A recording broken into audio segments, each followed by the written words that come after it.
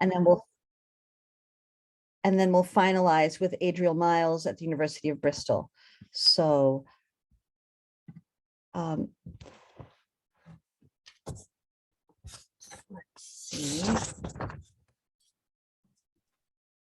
So we'll start with Catherine Butler Schofield, who is a historian of music and listening in Mughal India and the paracolonial Indian Ocean, and senior lecturer at the Department of Music at King's College London. Through stories about alluring courtesans, legendary maestros, and captivated patrons, she writes on sovereignty and selfhood, affection and desire, sympathy and loss, ephemerality and materiality, and power, worldly and strange.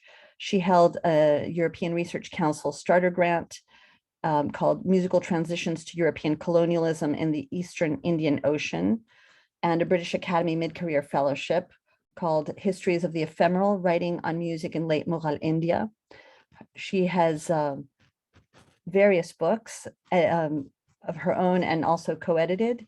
And since the fall of Kabul in August 2021, along with her colleagues Mirwais Siddiqui and Kayena Poncione Bailey, Katherine has been coordinating an international effort to assist all of Afghanistan's musicians who are threatened with persecution and starvation under the Taliban. So thank you, Katherine, for being here today. And we look forward to hearing about what is happening in EDI at King's College. Okay, thank you so much, Vanessa. It's really lovely to be with you today, and thank you for having us. So I'm actually going to give you a bit of a narrative history of the last 14 years at King's, starting before I even came to King's. But I'm going to start with a couple of points that I want to make overall, in case they get lost in my waffling, because I'm doing this without a script, because I want it to be relatively conversational. So do feel free to stop me at 20 minutes. I've got more than could possibly be said. But the first thing to say is that we have collectively come to a view at King's over the past 14 years that if music studies is to be decolonized in the current language, we actually have to completely dismantle the split between musicology and music theory on the one side and ethnomusicology on the other, because the split is colonial. The coloniality is built into the split. And if we are going to decolonize institutionally, we actually have to completely dismantle those. That I cannot imagine happening in my lifetime or the next, given the vested interests in the split, what with job hirings and so on. So we need to be thinking about the fact that the split between musicology and ethnomusicology is institutionally colonial, and work towards removing that where we are, and so on. And I prefer not to use the term decolonization. I think it's confusing, and I also think that it's beginning to be picked up by bad actors, particularly noticing the Hindu right wing, who are talking about decolonizing, meaning the perpetration of genocide against Muslims and Christians in India. So we need to be aware of those things as well. So at King's, what we've been working towards is a kind of radically egalitarian playing field, where our hope is that any student from any background is able to study any music from any of the world's cultures that we teach, given the institutional, limitations of only having a small music department. We can't do everything, obviously, using the methodologies that are most rigorous for that study. So moving towards a global music humanities, in which we talk about history, musical analysis, composition, performance, and anthropology, rather than talking about musicology and ethnomusicology and the notes-based stuff, right? So thinking about it in terms of method rather than thinking about it in terms of area, because the coloniality has meant that musicology has historically been the history of Western music, i.e. the music of the people with history, and ethnomusicology has historically been the ethnography, present day, contemporary only, of the people without history or outside our history. And really, we should be moving towards thinking about calling things by their methods. So, between 2007 and 2011, King's appointed 4 people who, for the first time, whose work was primarily outside Western art music, 2 historians and 2 ethnographers. So Andy Fry, who works on African-American music in global contexts and jazz in particular as a historian. Me, I'm a historian of South Asia and also to a certain extent Southeast Asia. And 2 ethnographers, Martin Stokes, who needs no introduction, and but in case you don't know, he's an ethnographer of Turkey, Egypt, and the Mediterranean, and Fred Moen, who's an ethnographer of Brazil and to a certain extent the Lusophone world more broadly. One of the things that happened in 2012, 10 years ago, is that under Roger Parker, we actually reformulated our first year undergraduate offerings to more reflect what students were going to be doing in 2nd and 3rd year at undergraduate level, into these 8 mini modules, which were no longer kind of marked so much by area, as in, well, 18th century music means Mozart. So these are mini modules, and they're called, the most boring thing in the world, they're called Issues and Topics 1 to 4. They deliberately build in a breaking down of the artificial conceptual barriers between Western art music and all other types of music. So they have to take 4 or 3, 4 or 5, so at least 4 and no more than 5 historical topics from Middle Ages, early modern, 18th century, 19th century, 20th to 21st century, and global history. I could teach early modern, as could my colleague Matthew Head. He would teach it very differently to me. I would teach global early modern, but they're kind of container modules that could really have anything in them. And then there's a list B, which is they have to have between 3 and 5 of contemporary topics and methodologies, from jazz studies to popular music studies, ethnomusicology, sound studies, music and the moving image, empirical approaches, music and science, and so on. So balancing those out. And the model has worked really well. So recently we've been, the college has forced upon us something called portfolio simplification, whereby we have had to essentially create container modules for all of our modules. So we have done away with names like ethnomusicology and musicology, and called things, sort of regional music studies. It could be Europe, it could be the Second Viennese School could be a regional music study, or Brazilian music could be a regional music study, while maintaining some of the topics that deliberately focus on EDI, like music and empire, gender and sexuality, migrating musics, and so forth. Most recently, we were granted some money from the Race and Equality and Inclusion Fund at King's to look specifically at our syllabi for our undergraduate and master's students, to see how we could make it much, much more egalitarian and diverse in terms of race, but also thinking about it in terms of other sort of intersectionalities as well.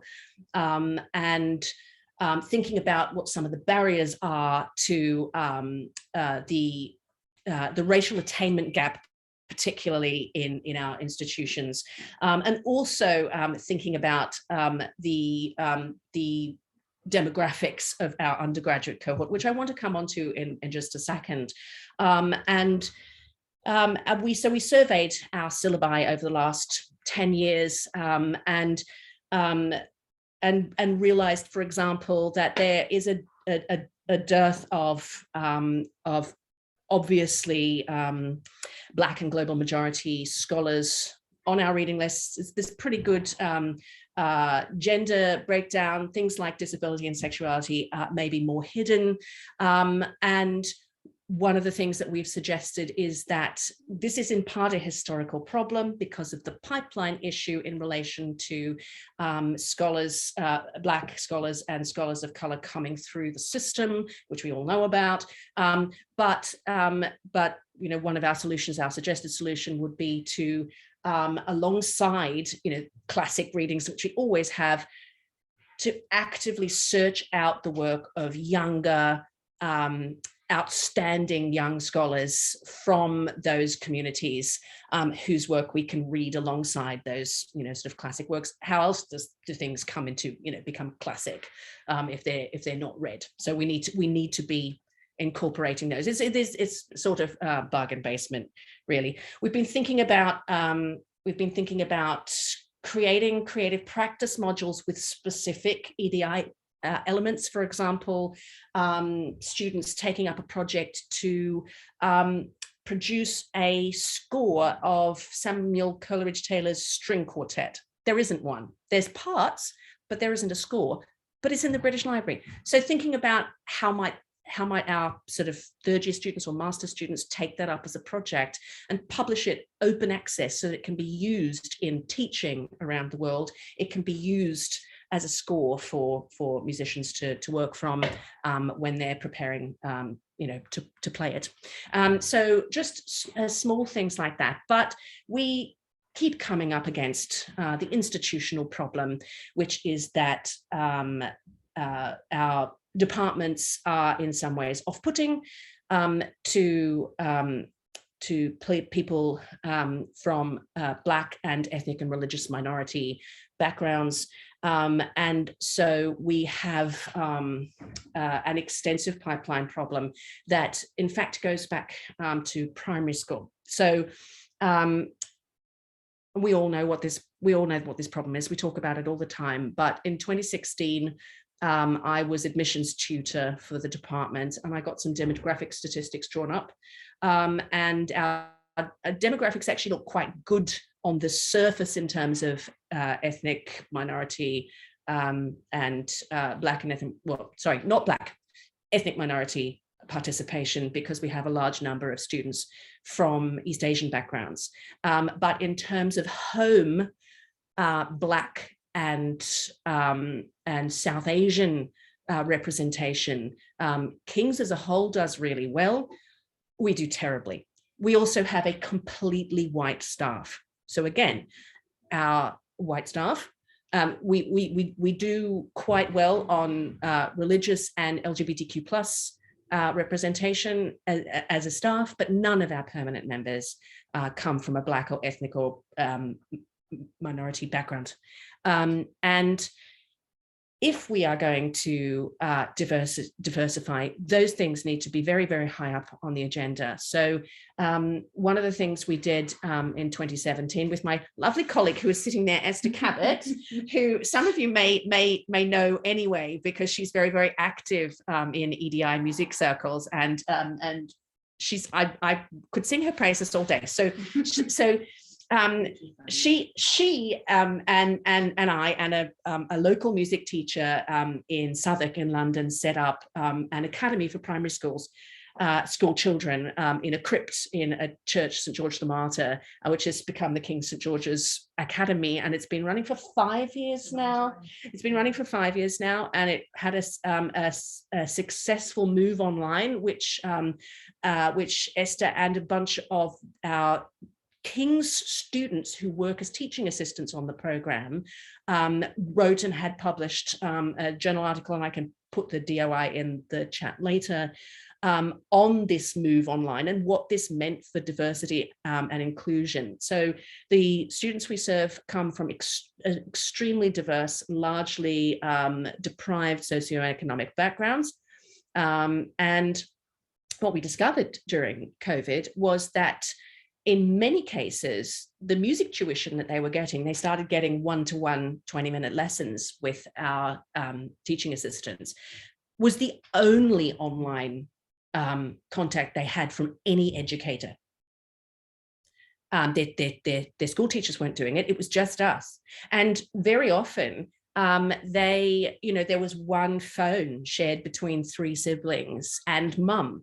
And so, the lack of access to technology for those lessons was something else that the students had to contend with. Everybody had to contend with bad sound and so on. So it's a really interesting article. It's fantastic. And this is ongoing, and it's now finally seems to be on a stable financial footing. During COVID, lots of projects like this, our institution sort of lost the ball with funding.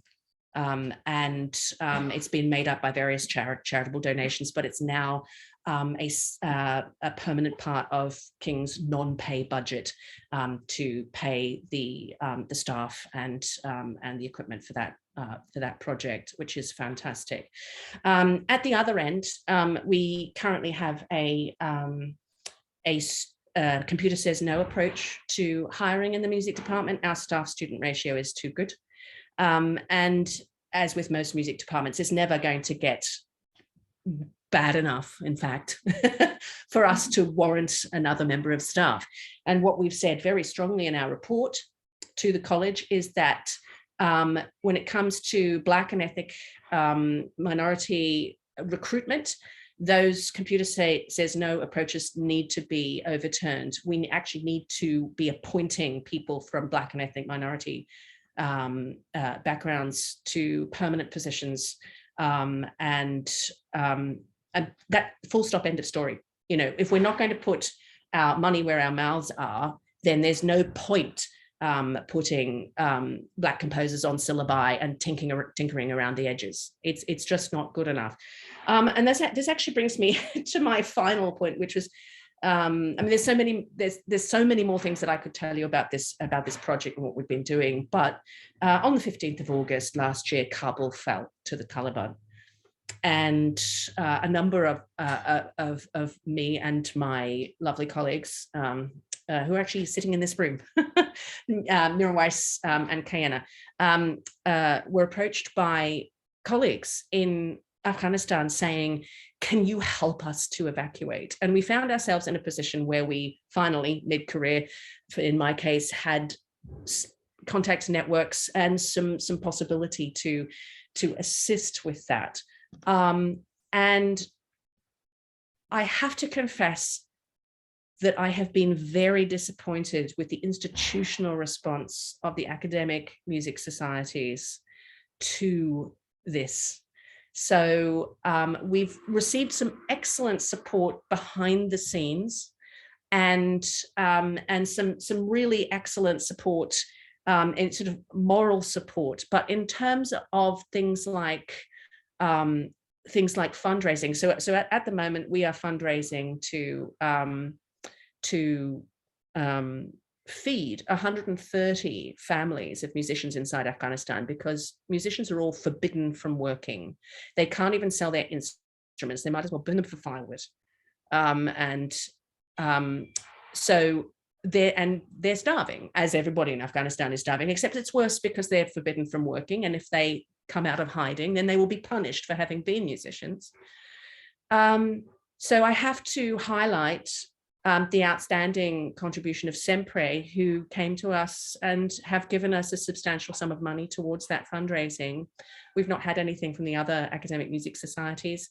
And although the academic music societies were willing to support a private letter that went to the Prime Minister, that was signed by the great and the good of the music industry right at the beginning of the evacuation. 3 months later, when the Home Office had done nothing, we wrote a public letter to the Sunday Times, and the academic music societies declined to sign. I have never been told the reason why not, but if we are not willing to support our fellow musicians, brown musicians, colonized musicians, in a situation that we have created through our imperialism, through dreadful persecution that we cannot even possibly imagine, then everything else we're doing is frankly bamewashing. And I probably need to feel like I probably need to apologize for my tone here. But you know, we need to do more in terms of money, time, and resources, and using our voices than we do. So I think I'll leave that there. Thank you. Thank you, Katherine. Really important call, and I think that, yeah, it'll be important to discuss all these elements in conjunction, because we're, as the news comes out and we watch it in the comfort of our homes and our desks, then it's really put your money where your mouth is. Yeah, and I think also we need to think about this in relation to Ukraine as well. So you know, Ukrainian musicians are being you know, bombed to death right now in Mariupol, and there are things that we can do. You know, we shouldn't be writing sound studies papers on, you know, the sound of bombs in Ukraine. What we should be doing is just quietly giving money to organizations who can get aid to people, and then thinking about how we as musicians, as music professors, etc., can support musicians, refugee musicians, to rebuild their art, if necessary, outside the country. So yeah, thank you, Vanessa. So I want to open the floor to any questions or comments about the variety of material that Katherine has brought to the fore regarding kings, regarding their process in refashioning this, and then the real, I would say maybe blockages that the system kind of imposes, and that are part of the long drawn out process of this change that is maybe slower than most of us would like it to be. So please, the floor is open. Hi, Katherine. I have a question for you. First of all, very well done, very informative, and yeah, some very important issues that you raised.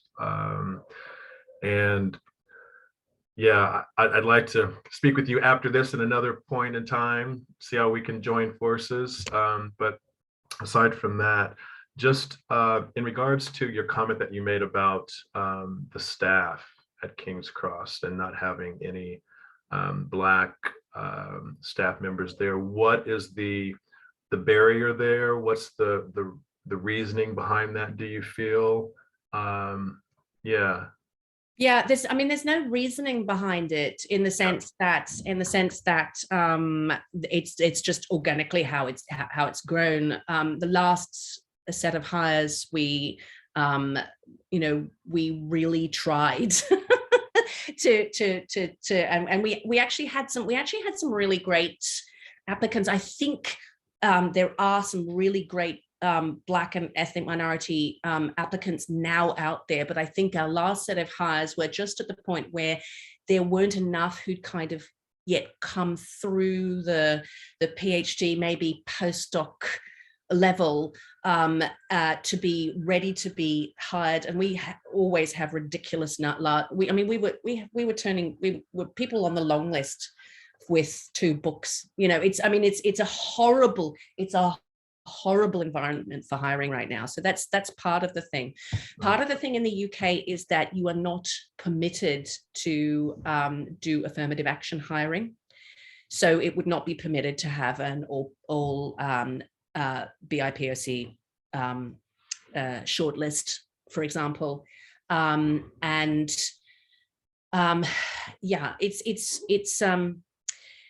it's not intentional, but I would really welcome advice on whether there is something institutional here that means that this keeps getting replicated, because I do not want it to be replicated again. At the point at which we are able to hire another member of staff, I don't want this to continue. Because it's not right, especially in a city as diverse as London. Exactly. It's ridiculous. Yeah, we'll talk. Yeah, yes. Okay, thank you.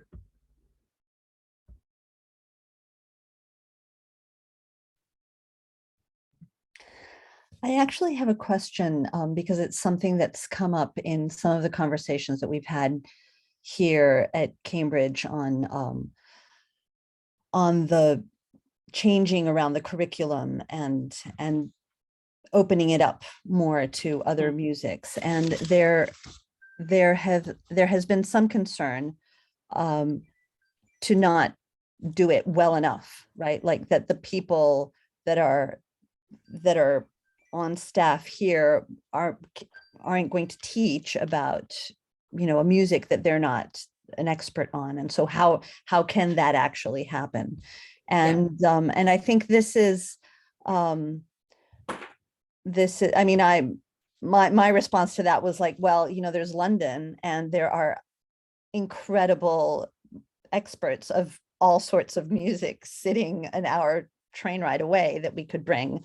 But other than that, what other ways have you approached that you think work actually, and that work also in a traditional musicological environment where there's this concern for real excellence of analysis and that kind of thing? Well, I mean, I think Ben Walton's work is a prime example of how you can do this. It's still opera, but he's looking at it globally. So it's not actually about bringing in, sort of all the world's musics into a department. And what's really critical, we have a set of guiding principles, and then we have a set of principles in action. And our first guiding principle is academic freedom and freedom of speech.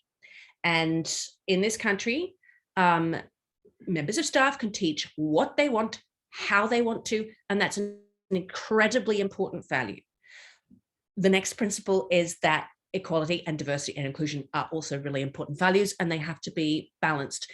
And so, it is not ever going to be possible for somebody trained, as I have been in Western classical music, and then in ethnomusicology and South Asian history. I'm not going to be able to teach Western popular music. I know nothing about it. I don't know anything about popular music studies.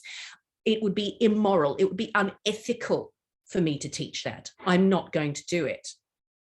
And that's in fact what I said, and how I got out of teaching it at a previous institution was by saying, after a year of having to do it, that it was completely unethical that I was teaching it because I knew nothing about it.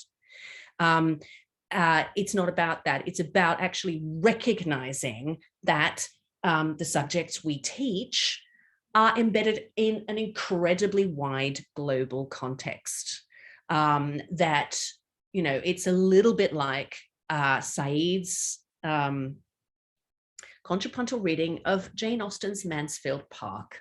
There's almost nothing in Mansfield Park that points out the connections with Jamaica. And yet Said points out that the whole of this family's wealth, everything they had, the whole culture of, genteel Georgian and Regency England was built on slavery, right? So we need to be doing that within our own areas of expertise, and not just saying, oh, I can't teach Vietnamese music, therefore I'm just going to still sit with French opera of the 19th century. We actually need to be looking much more critically at the broadest possible context. And this is actually something that we had Diljit Bhattacharya was our external EDI consultant, and she's absolutely brilliant. And this is one of her real kind of stresses. It's really not about teaching what you don't know. It's not about teaching what you haven't been trained in. It's about saying, okay, yes, but what were the consequences of this? What was the context for this in relation to, sort of power relations globally? That's where it is. And it makes for much, much more interesting learning and teaching anyway, to think about it like that. So. Yes, Jacob. Hello, thank you. I'm so sorry I was running a little bit late. So if you've talked about any of the things that I'm about to mention, just tell me to stop. But I enjoyed what I heard, and I just had a question. I was kind of curious because you were talking about how I think you used the word sort of repackaged modules and kind of retitled things, and how you're looking to get basically more people from more diverse backgrounds doing more things, essentially, kind of greater diversity on the whole. But are you also looking at kind of different pedagogical approaches? So, not simply the content of what's taught, but the way in which it's delivered. And also, I suppose that extends to hiring, Is it a case of starting with the institution as it is, with the context as it is, and then hoping to bring different actors into that? Or is it about reaching out to the people that you would like to have there in the first place and asking them what would be the necessary conditions for them working with you? I'm just kind of curious to know, because I think we have the same problem actually at Leeds Conservatoire, but I mean, what is the balance from your perspective as to how you work with those things? Yeah, so I mean, it really is a balance. So I mean, institutionally, you kind of this is why we are institutionally colonialist. We're stuck in an institution that has this way of doing things. It's always had it, and it has immense structural power. We can't forget that, but there are things we can do within it. The first is at the point at which we are able to hire more staff to really have it very high on the agenda that we need to get more racially and ethnically diverse staff. But the second thing is to actually open up as far as possible some of our modules to casual teaching but also it's really important that we pay people properly and that we don't exploit them for their knowledge. That's even worse than not. In many ways, not having anything. So one of the things that we've been thinking about doing is we have a really great module called Migrating Music, which was set up by Tom Hodgson. And we've been thinking about rejigging it to include, if possible, then refugee music scholars and musicians as visiting fellows. So they would come and do some paid teaching on this module. And in exchange, and they would also get, an email address, an institutional affiliation, some of these things that are actually really important for being able to set your networks back up again. And it would cost very little to be able to do that. In fact, it wouldn't cost the college very much, but it would make a meaningful space in which refugee music scholars and professional musicians could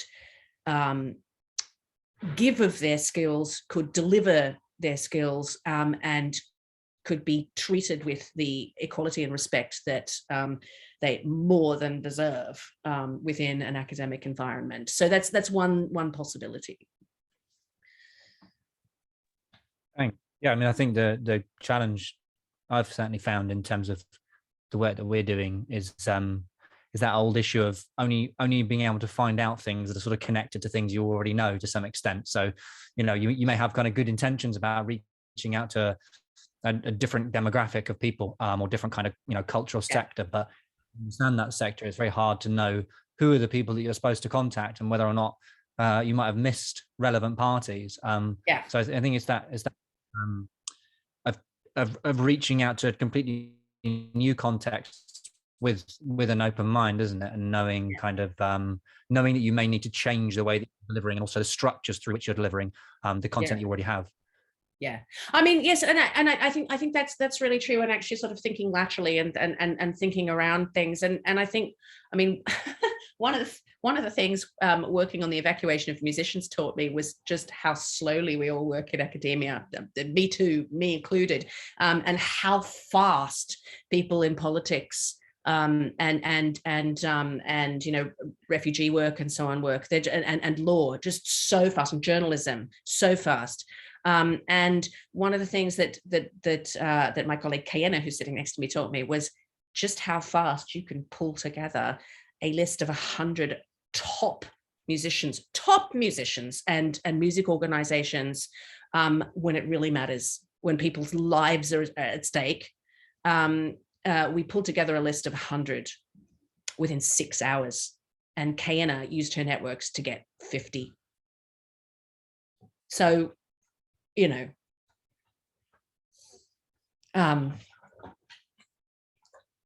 so I think networks of networks, there are ways of doing things, and it's often just a matter of, you know, yeah, getting on the phone. Typing, email. It's boring, but people know people who know people who know people, and you know, you eventually get there. And yeah, that's a really boring way of putting it, but yeah, that's it. Sorry. Okay, great. Well, thank you so much, Katherine, for this. I think we're up at the next period of our conversation, and so we'll move on to a module that we have from Leeds Conservatoire, which I think is wonderful to have these diverse institutions as well represented in this conversation. So for this presentation, we'll have 3 presenters. I'll introduce you in the order that I have you on my paper. We have Andrew West, who's the head of postgraduate studies. He's a professional songwriter and musician for over 30 years. And he has published over 350 songs, made records with independent labels, and performed at venues across the UK, Europe, and the US. He's currently head of postgraduate studies at Leeds Conservatoire and oversees an eclectic, diverse, and collaborative MA music program that welcomes tacit and taught musicians from across the musical spectrum and from around the globe. Jacob Thompson-Bell is a composer and creative producer and principal lecturer at Leeds Conservatoire. His eclectic output spans concert works, multimedia projects, installations, exhibits, and touring productions. Jacob frequently works in close collaboration with other musicians and artists, often playing on cross modalities between music and other media. He has given invited lectures and workshops for professional and student audiences around the UK and internationally. And Aaron Casserly Stewart is a jazz vocalist and former singer with a 3-time Grammy Award-winning group, The Sounds of Blackness. He is the former personal assistant to Morris Hayes, Princess keyboardist and bandleader of the New Power Generation. Winner of a 2012 NAACP Image Award, Aaron is on the board of directors at Leeds Conservatoire, executive producer at Super Queen Records, chair of Black Lives Matter Leeds, and guest lecturer at the University of Bolton. He is also a PRS Foundation advisor, Music Leeds advisor, founder, lead of Paradise Hill Productions, and former city commissioner, mayor of Parsons, Kansas. So I open the floor to the 3 of you. Thank you very much for being here.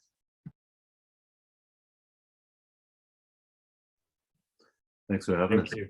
Thank you. Andy, do you want to do an introduction, or not an introduction, but is there anything that you wanted to say before we began? No, just that the title is Curriculum Development for Race Equity, and it's a report on our extended editions project, which we held at the Conservatoire in the autumn. And with that, I'll hand it over to your good self, Aaron. Okay, thank you. So this paper reports on extended editions, a curriculum and strategic planning initiative on the MA music program at Leeds Conservatoire, focusing on issues of music, race, and education, running September through December of 2020. The project was developed collaboratively between myself, Andy, and Jacob.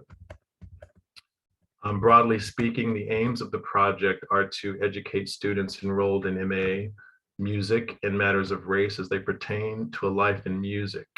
embed critical perspectives on race within the core MA music curriculum, embody the collaborative values we expect of our students through the way we develop our programs, and provide an evidence basis for more long-term curriculum change. The paper is in 3 parts. Part 1 briefly outlines the development of the project, including our respective motivations for engaging in it. Part 2 then provides commentary on the key themes which emerged through the panel's discussions. And finally, in part 3, we propose a manifesto for course development in the form of curriculum recommendations based on the themes identified. Our intention is that these recommendations will inform our approach on MA music and may also be relevant and used to other educators and musicians engaged in higher education course development. So the project development, our aims and content. Leeds Conservatoire is a specialist conservatoire developing music and performing arts education to over 1,200 students. We offer undergraduate and postgraduate degree courses, a range of short courses, and Leeds Junior Conservatoire for young musicians and performers. MA Music is currently the only post-grad music program at the Conservatoire, with an average of around 40 to 50 student enrollments per year. The course is a multi-genre, multi-discipline course bringing together students from, hypothetically, all areas of music practice and scholarship in group taught sessions focused on multidisciplinary forms of collaboration and peer-to-peer learning, as well as specialist one-to-one tuition. As for many people in the performing arts and education settings, we felt that 2020 represented an opportunity for action on race equity to take place in a more focused, committed ways than had previously been the case. The tragic murder of George Floyd catalyzed a widespread sense that change was needed to tackle interpersonal and structural forms of racism against people of color in Europe as well as the US. This, combined with the disruption to education caused by COVID-19 lockdowns, created an opening for more radical approaches to race equity in higher music education to be at least imagined. However, we found that on reflection, we lacked suitable people, resources, and knowledge in our postgraduate department to carry out any curriculum development focused on race equity effectively. This gap was one motivation for putting together extended editions.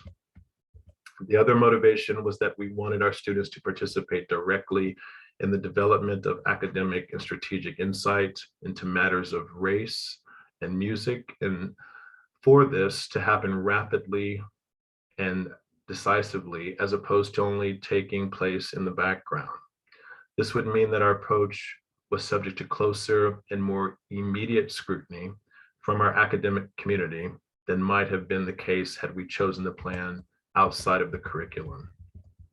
We decided earlier on that we would limit the remit of extended editions to MA music, i.e. at course level, since other institutional actions were already planned. We have now drawn up a report, which this paper partly digests, with a view to joining the wider strategic conversation so that other programs can benefit from the evidence-based we have gathered for action on race equity through the curriculum. This means that the following commentary focuses substantively on pedagogical and professional concerns and less on institution level concerns relating to, for example, financial or estates management and the student recruitment, although we recognize these dimensions also pertain to equity in higher music education. So our methodology. Extended editions began with a series of 5 online panel discussions hosted by myself, and featuring a range of expert panelists focusing on different questions regarding current issues in race and music. Panel members were predominantly people of color, representing course and conservatoire alumni, educators, academics, prominent musicians, curators, DJs, and music professionals from a variety of contexts. Although attendance for students was mandatory, treating these as extended editions meant that discussions need only be partly linked to specific course modules. This enabled frameworks and methodologies discussed in module-specific sessions to be extended into wider socio-cultural contexts, and for topics relating to race equity to be freely explored without being limited by existing curriculum frameworks, which in any case were subject to scrutiny through the project itself. Each panel discussion was based on a prearranged thematic cluster with guests approached to reflect the respective focus on each session. The themes were as follows. Number one, race and musical identity. Number two, race, music, and academia. 3, representation, race, and music. 4, higher education and race. And number 5, being a Black musician in the UK industry. For the purpose of this report and the commentary given, all comments have been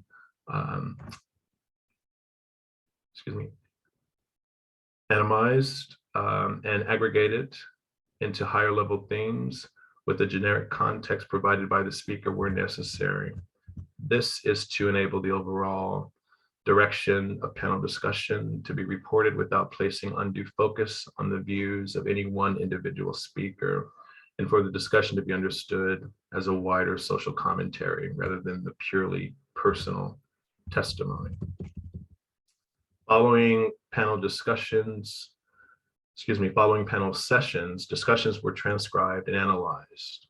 Emergent themes were thereby generated inductively through consideration of full panel transcripts, read against wider literature and research into race equity in music and higher music education. And now I will turn it over to Andy, I believe. I think Jake first. Jacob, okay. Either one, doesn't matter. Thanks, Aaron. All right, so after all of that, we obviously had lots of discussions and stuff that came out of that. So I'm just going to go through what we thought were some of the emergent themes and a commentary from those panel discussions, those 5 panel discussions. What I've done is we've grouped the emergent themes identified under the following categories. So they're slightly different to those 5 panels. Those are the starting points of the discussion, and the discussion that comes out of them we've grouped into these. Number 1, structural racism. 2, race and representation.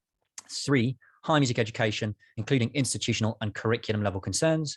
And then number 4, stories, touching on personal narratives and historical context. So structural racism, race and representation, higher music education, and then stories. In the following commentary, we're going to use the term people of color, or POC. This has been adopted to collectively refer to ethnicities other than white. I think it makes sense for us to just kind of define our terms a bit. So this isn't intended to write over the voices and concerns of panelists of color. And those people variously identified themselves as Black, Asian, African, Caribbean. Instead, the idea is that the terminology provides deliberately impersonal and high-level categorization of ethnicity and attempts to account for the social and historical context in which such questions of identity are posed. So this first theme, structures. Panelists argued that racism is pervasive, meaning that the very infrastructure of cultural institutions, including higher education providers, parallels racist structures in wider society. And there's obviously a lot of writing on that, for example, from Delgado and Stefancic. Therefore, institutions have a responsibility to do something to change the system in order to resist structural racism. And at various points, I'm quoting directly from panelists here. Several white men and women students expressed shock at hearing about the depth and severity of racism in higher music education.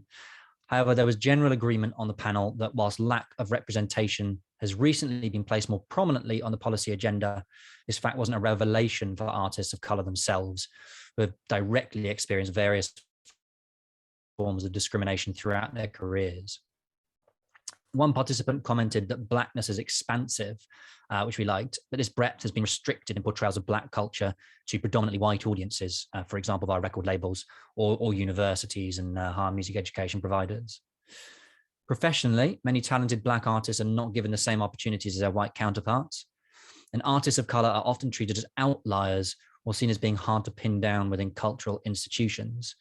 For example, one panelist said that classical music is only now just waking up to the contribution of people from other cultures. So that's black people and Asian people, as they put it. Nevertheless, panelists highlighted the globally significant influence of the black diaspora and the centrality of black culture to the formation of many dominant musical styles. One panelist commented there wouldn't be a popular music industry if it wasn't for the contribution of black people and people of color. So panelists were discussing how unconscious bias can lead to assumptions about black people that are reductive, commenting there's no one black person that fits all the boxes. And this was felt to have implications for positive action initiatives such as the Mobile Awards. Panelists argued that whilst these can be beneficial in promoting black music, such schemes risk pigeonholing artists, and that's a direct quote, if they are not handled sensitively. And this brings us on to the second theme, representation. Panelists characterize representation in an active, social constructionist sense, focusing on how different communities represent or construct their own sense of cultural and racial identity. And this makes it imperative to understand not only the case for representation, but also precisely who's doing the representing. For example, one panelist argued for different ethnic communities to define their own needs, rather than representation being based on the application of umbrella concepts like BAME, Black, Asian, and minority ethnic. And panelists argued that representation is important to encourage students of color to become involved in professions. So if you can see it, you can be it, essentially. Crucially, panelists felt that responsibility for working towards greater representation must extend to practitioners and audiences, and within those, especially to white people. However, panelists were keen to emphasize that this was not necessarily a case of charity. Greater representation at board and managerial level makes organizations more financially productive. And there's lots of research on that from Hunt et al., for example, 2015, on the links between diversity and financial return, I think from the McKinsey Group. Some panelists argued that representation for different ethnic groups should be based, at least in part, on a consideration of the cultural contributions of people from those ethnic groups, and not solely on the relative national size of their populations. So kind of linking back to that point about music from the black diaspora having a global influence on popular music. It was also felt that representation should be considered in a global context where people of color are the global majority. Panelists argued that the first step towards greater representation is listening in order to understand more diverse perspectives and to correct historical inaccuracies in the ways in which the musical identities of people of color are portrayed in mainstream culture. So the third theme we've identified was education. Panelists viewed the higher music education sector, and by extension the people who uphold these institutions, as being inherently racist, because it places disproportionate focus on white centric music and music theory. And obviously there's the Philip Yule paper from 2020 on that exact issue. Musical cultures of black people and people of color are thus marginalized or worse, omitted altogether from curricula.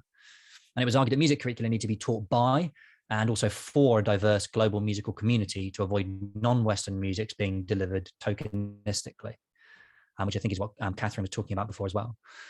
One panelist cautioned against using black culture as a costume, as they put it, to be put on and taken off by white people who enjoy the music but do not recognize its wider cultural meanings.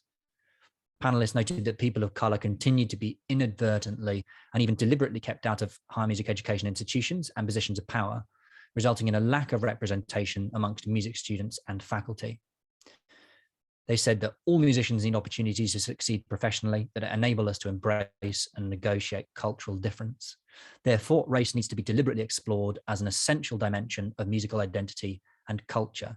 And we've also spoken to Deborah Gabriel, whose work explores this idea of diversifying, democratizing, and decolonizing curricula, which she puts as a 3D curriculum. And she's been really helpful actually in contributing some ideas to this in the background. One Black panelist, who was a Leeds Conservatoire alumnus, noted that when they commenced study for their bachelors, they already had a grasp of their culture and identity, and that study needed to provide, quote, the resources to be able to base that upon. This point was made to illustrate that curriculum decolonization is not simply a case of teaching students about Black artists. It is also about resourcing in support of a diversity of emergent creative identities. So this brings us then to stories, which in some ways we felt maybe was kind of the most important part. And one of the things that perhaps we hadn't anticipated when we went into this process, or at least I hadn't. A recurring theme amongst discussions was that music can be a way for people to tell personal stories and exchange cultures. One panelist described music as, quote, a window to my heart is actually the way I tell my story. Music was invoked as a political tool, a way to give back identity, a means of connecting disparate diaspora, even a way to heal past personal and collective trauma. And panelists agreed that educators have a responsibility to educate musicians about the historical context of the music they are playing. Nevertheless, students and panelists recalled experiences of being taught exclusionary music histories, which place sole or disproportionate emphasis on white artists at the expense of their Black counterparts.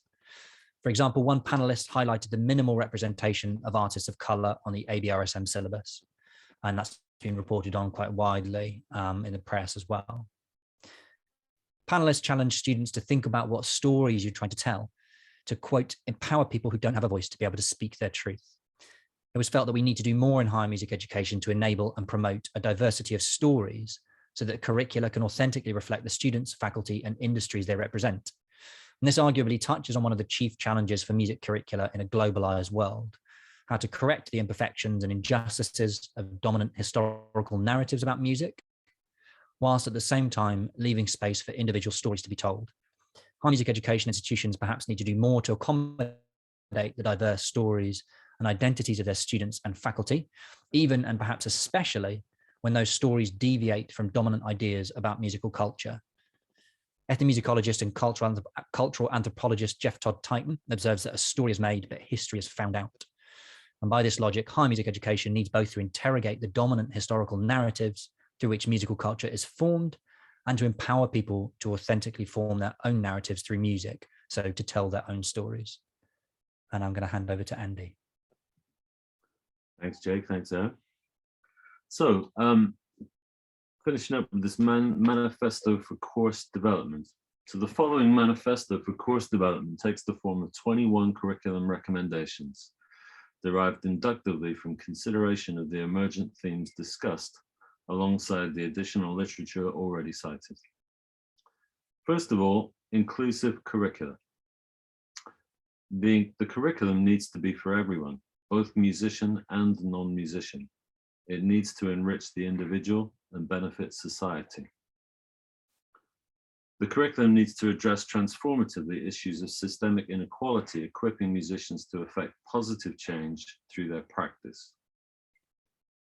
The curriculum needs to place focus on the historical and social context around a diverse range of key works, potentially both student and academic-led.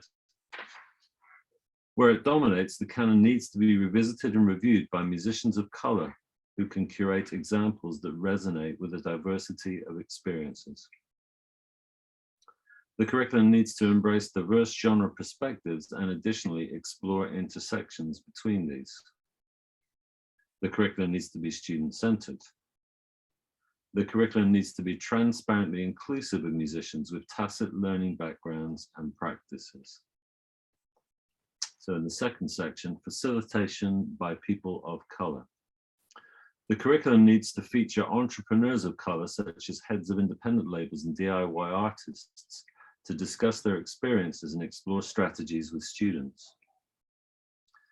Facilitators need to have lived experience of the music they are teaching. Solely white academics researching and discussing Black music is not sufficient. There need to be more staff of color, faculty, study support, and administrative employed in student-facing roles.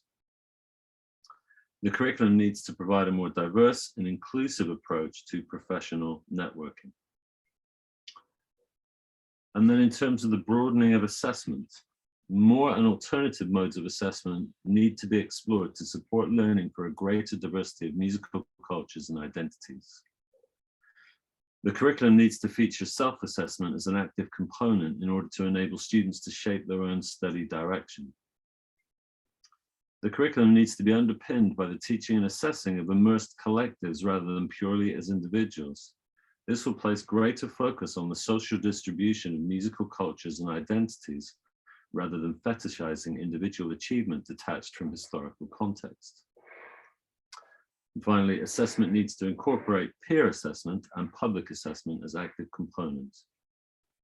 In terms of music and more, expanding pedagogy, which was the fourth theme, the curriculum needs to accommodate the sharing of personalities as well as musical identities within staff, student, and support communities.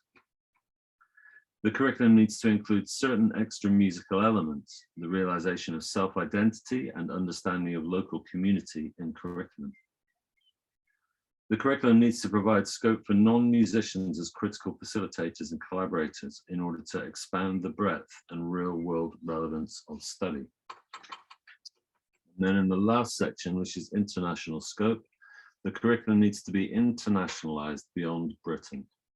The curriculum needs to expose students to experts from around the world, and a bespoke approach needs to be taken to the education of international students when examining issues of race.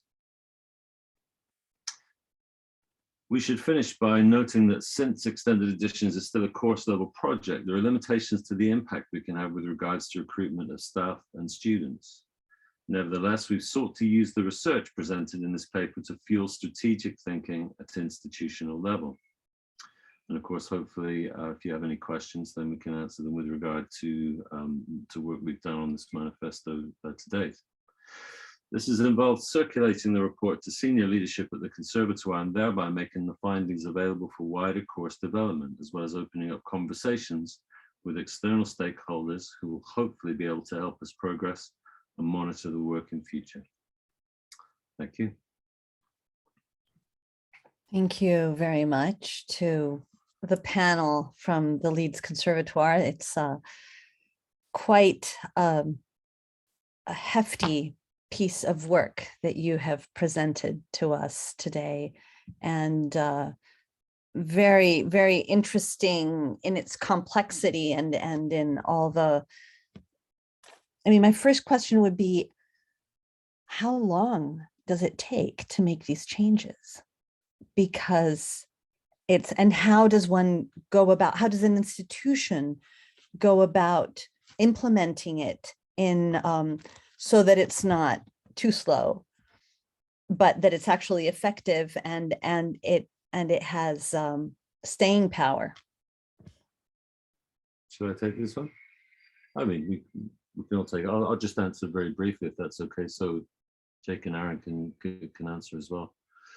But my answer would be that some, I guess across those 21 recommendations in the manifesto, I would divide them into 4 parts. Some things that I think we were already doing quite well that we'll continue to do.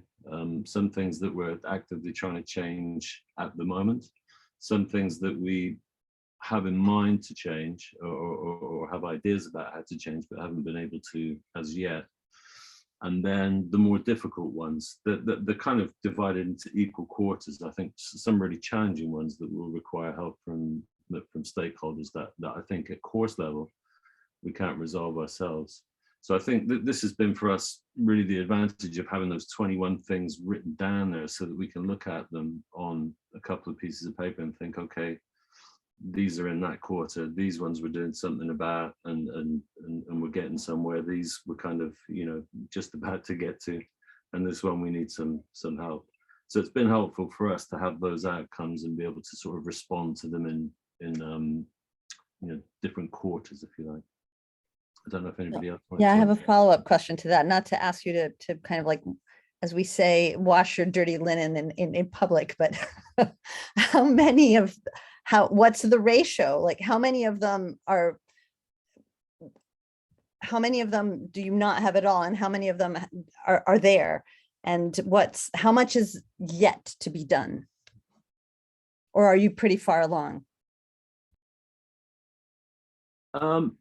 I think in terms of admissions, pretty far along. we've had tacit musicians come onto the program, musicians who haven't studied music previously, and who've done incredibly well. And in terms of collaboration, they often work incredibly well with kind of what you might call learned musicians, or more technically or theoretically educated musicians.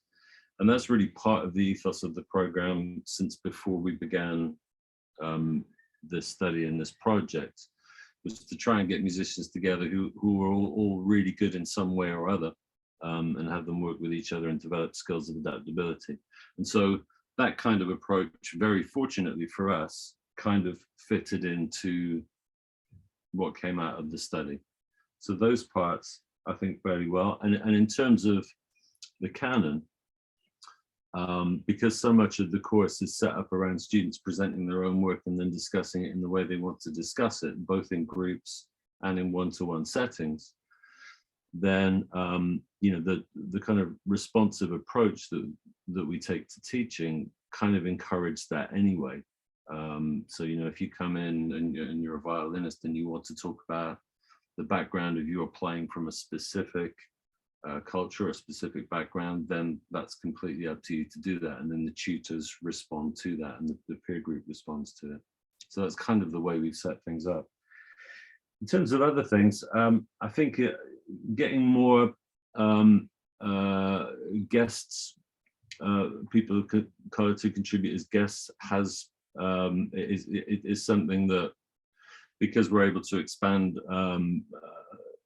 our networks a little more easily now that we're coming out of the pandemic, is something that we have managed to incorporate into the curriculum. So that's something we're kind of able to work on.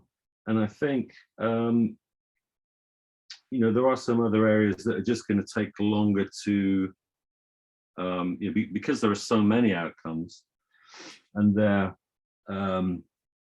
like with regard to assessment, where we're talking about incorporating peer assessment and public assessment, then that can't come in because there's a kind of a delay to that in terms of course development. So we have a kind of reimagination of the curriculum, if you like, in 2024. And a lot of these ideas are going into that, even though we would like to bring them in as fast as humanly possible. We can't bring elements like that in until 2024. We'll have to make a formal recommendation to the University of Hull and say, look, we want to do this for this reason. And it's going to be radically different from what we're doing at the moment. And what we're already doing is kind of radically different from a lot of other places. So we're kind of moving at that speed. And I think in terms of that first question, like when can this get done by, we were hoping right away, but it's 2025 that we're looking at to make progress on all of those questions. Like we want to either be quite a way along the line or have the ball rolling on all those things. And I'd just like to add, Vanessa, that at a board level, I mean, EDI is definitely something that we incorporate into all of the work that we're doing. It's definitely at the forefront of our work, and agreement, surprisingly and thankfully, at a board level, we're all on the same page with that. It took a while for us to get there, for sure, but I can definitely say now we're on the same page with that, and we're looking through those lenses through all of the work that we're doing at a board level.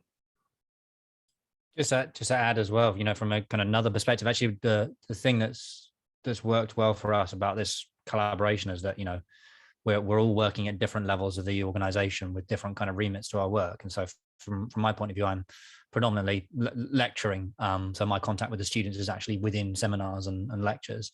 And I was just listening to Judith Butler talking earlier about kind of Black feminist critique of, they were talking about identity politics, and she was kind of taking issue with the term.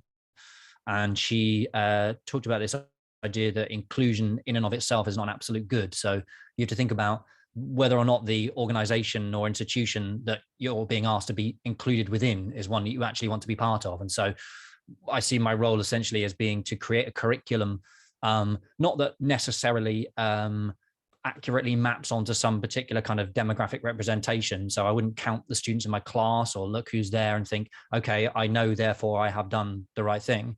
What I would like is that whoever is in my seminars and my lectures will understand that the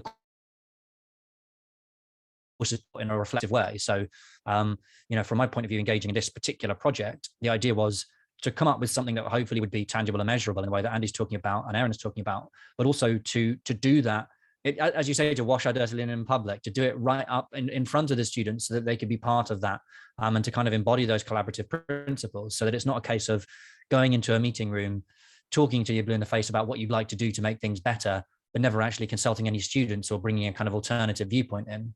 It's having those conversations as a core part of the curriculum. So, by the time we've come up with our recommendations, things have moved on. Like, we're always going to need to change these things. So ultimately, I think the curriculum should be a case of actually actively changing its own content as you go. It shouldn't be a kind of presentation of canonical ideas.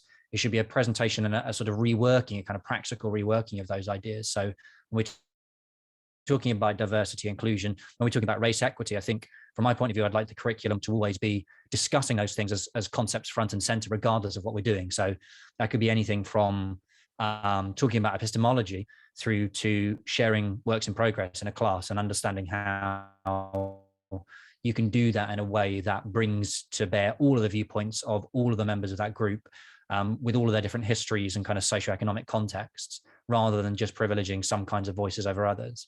So I think that change has to take place within the curriculum, and the curriculum, of course, is made up of people. It's not some sort of abstract object out there that has nothing to do with the people who deliver it. It's ultimately about the conversations that we have with one another. So that major change for me, and looking through this list, which obviously I've got in front of me, that Andy was reading there, I think that many of them can be embodied within the actual way, within our pedagogical approach, if you like, just as much as they can within our recruitment approaches or whatever it might be, institutionally speaking. If you're not working in a way that brings people into the conversation and enables them to have something to say, which might run counter to what you believe, then you're not doing your job appropriately in higher education, is my view. I just want to make sure that we don't have any, because we're coming up to our time, and I'm wondering if there might be any questions from the floor before we, let's see, the floor of black screens with names. But if they're not, then please, by all means, Andy, go ahead with that comment that you had. Yeah, thank you. I just wanted to add to that one area that we really do need to make progress in is that it's still an incredibly white academic makeup of staff. So much like Katherine in the earlier talk, which is obviously to everybody's detriment. It's to our detriment. It's to the students' detriment, and that is a problem, an example of a problem that we will need some help with.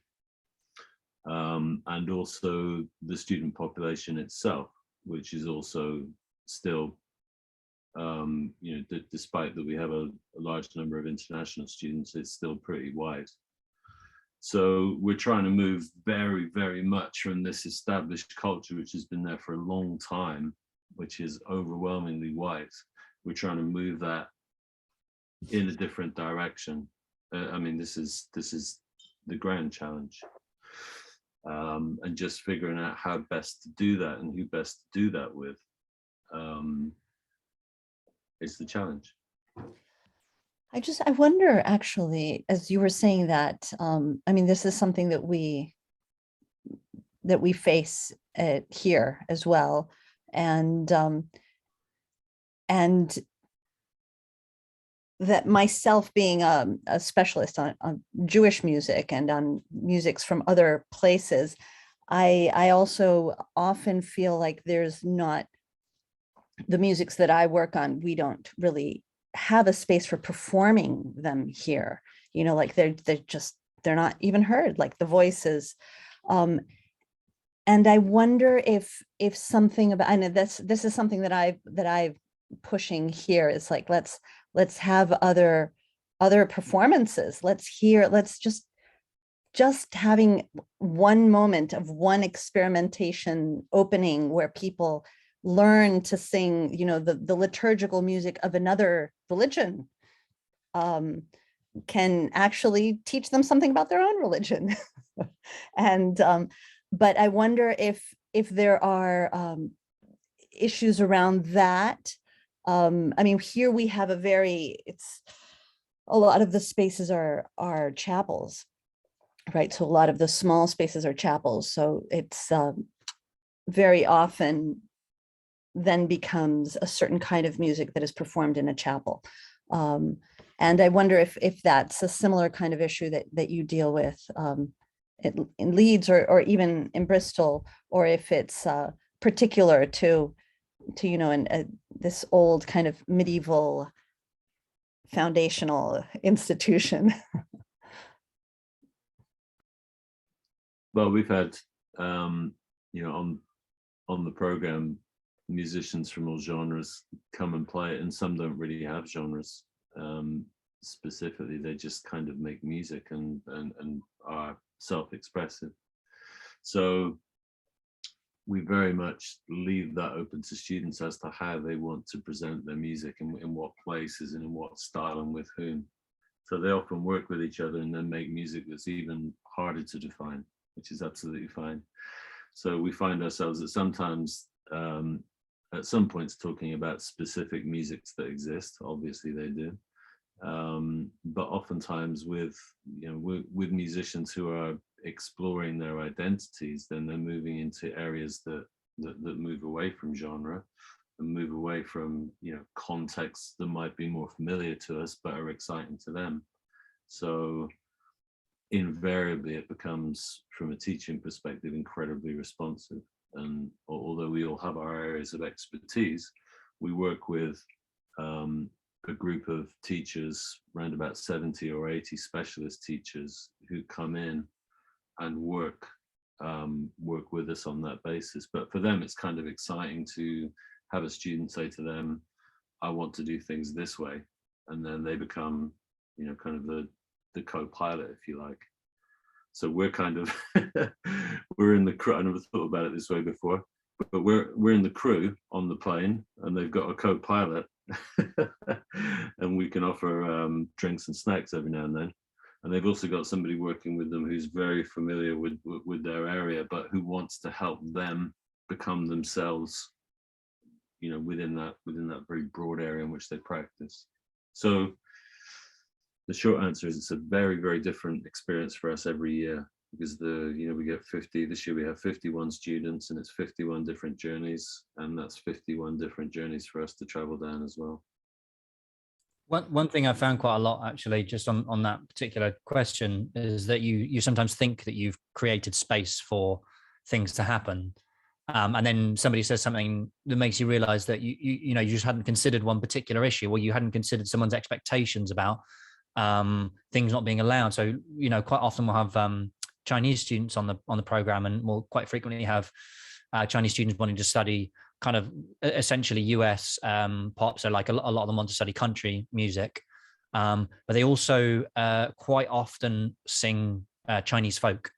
And a number of students have said to me in different years, oh, I didn't realize I was allowed to sing that. Am I okay to present that in a class or something? And say, yeah, absolutely. Like I can't promise that we are, you know, I have personal expertise in that, but there's nothing to prevent you from singing that. That's what you want to do. And people seem quite happy to do that once they've been given that green light, but it's knowing what to give the green light on in the first place, which I think is kind of something that sometimes eludes you when you're running a class with lots of different kinds of musicians and like that. Yes, this is the blind spots that you can't know them always. We can try as much as we can, but then there's always going to be a new one. So I think that we're going to move on to Adriel, because we gave you 5 extra minutes, 6 extra minutes, I think because it was a panel of 3, so important to have that extra time. We'll just have a little bit less time at the end if we need it. So thank you so very much. Fascinating presentation. And now we'll go on to Adriel Miles, who's a PhD candidate at the University of Bristol. He's a composer and doctoral researcher at the University of Bristol, looking at music composition pedagogy, Black musics, and student identities. He's also currently a student fellow of the Bristol Institute of Learning and Teaching, focusing on decolonizing the curriculum, one among many factors in striving for equitable higher education institutions. And the title of his talk is Diversifying Music Composition Pedagogy for Undergraduate Students. Thank you, Adriel. The floor is yours. Thanks, Vanessa, and thank you to everyone who's spoken already. I think some really incredibly important and very stimulating ideas have been shared so far, and I really appreciate seeing the similarities and differences between sort of university music program issues and conservatoire music program issues, how they overlap and how they differ, because I think there's a lot of nuance there that's yet to be explored, maybe in research. But for now, today, I'm going to offer you a talk about composition pedagogy and kind of my approach or my understanding of how we can diversify it for our undergraduate students. So first, I just want to lay out the landscape of what I see music composition pedagogy being at the undergraduate level within the United Kingdom, kind of within universities more specifically, but there are some things that will be applicable to conservatoires, I think, as well. So it's a significant component of music education, both in the UK and kind of around the world. And it's here in this country considered one of the 3 major pathways offered on most university-style undergraduate music programs, alongside what you can kind of broadly call musicology, or disciplines that relate to like maybe historical or anthropological studies of music. Performance and things related to performance, and then composition, again, being the third pathway.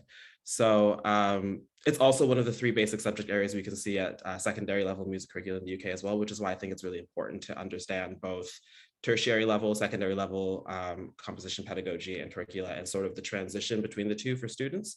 I think there's a lot of kind of complicated, pernicious things happening within that liminal space between secondary and tertiary level composition pedagogy that I think really need to be teased out as far as further research. But for now, it's just important to emphasize that at the secondary level, just like the tertiary level, both play a really important role in music education. So despite this significance, though, we don't see music composition pedagogy being well researched at the tertiary level when you compare it to primary and secondary school, where we have a much better scholarly understanding of the pedagogy that happens there. And this results in sort of an enigmatic sort of understanding of composition, teaching and learning within university, and I guess conservatoires to some extent contexts, with some common kind of assumptions about composition being that really it can't be taught. It must be kind of already within the student composer to have that potential, or that there's kind of going alongside that and understanding that minimal direction should be given on the part of the teacher composer, either during the entire process where it's really a student's kind of just exploring with minimal guidance, or during specific periods of lessened guidance, as we'll see in one of the models of composition pedagogy that I'm going to offer. And I think this is also complicated in effect by the different goals and purposes of general composition units versus the professionalizing, quote unquote, composition units that we see at the tertiary level. So I think it's really helpful and important to separate these 2 categories, because I think that they have different purposes and different intents. So I categorize general pedagogy, composition pedagogy, as that which is intended for music students, all music students who are enrolled in a program, regardless of the specific pathway they choose, versus the more professionalizing pedagogy that you'll find on specific units or modules that are intended for students who plan to specialize in composition at the end of their undergraduate study. So, like I said, there are different kind of factors that go into how these courses are designed, how these units are designed, and variations, individual tuition levels, learning outcomes, and other minor differences as well. Something interesting to note, I think, is that general music composition pedagogy tends to occur at the beginning of programs, often as part of a core curriculum, where professionalizing pedagogy comes later, typically, but this need not always be the case. You'll occasionally have first year units or modules that are intended for students who already know that they want to specialize in composition. And I think that's an interesting phenomenon as well on music curricula in the UK. So as far as general composition pedagogy goes, we have such a unit at Bristol, City has a unit as well, and various other institutions across the UK have very similar core, these are core specifically curriculum units for general music composition pedagogy. And then on the other hand, we have the professionalizing side, where it's often preceded by the general side for students who are not necessarily sure that they want to get into it or haven't made that decision yet. And you can see it most clearly expressed within year 3 or year 4, depending on how long the program is, projects known by various names, where the goal is to not just engage in the compositional process, but also specifically have the creation of a compositional product at the end, specifically a portfolio or collection of several individual discrete compositional products. It depends, again, on what specific speciality you have within composition pathways, but for the universities and other institutions that follow just kind of a general composition pathway without much variation, that's usually what's expected, is this sort of composition portfolio. And I use this distinction between generalizing and professionalizing pedagogy to inform a research-based model of composition pedagogy that was developed by Mandy Lupton and Christine Bruce, which I call the Lupton-Bruce model. So I'll just speak a bit about that here. So it was devised in 2010 to explain specifically undergraduate teaching and learning of composition, which I think is really important and something they highlight, again, that is relatively under-researched, even still at this point, about 12 years later. And they define 4 themes that don't necessarily represent a linear progression through composition programs, but just modes wherein each theme kind of subsumes the previous theme, and different kind of skills and techniques and theories are addressed in consistent kind of coalesced themes.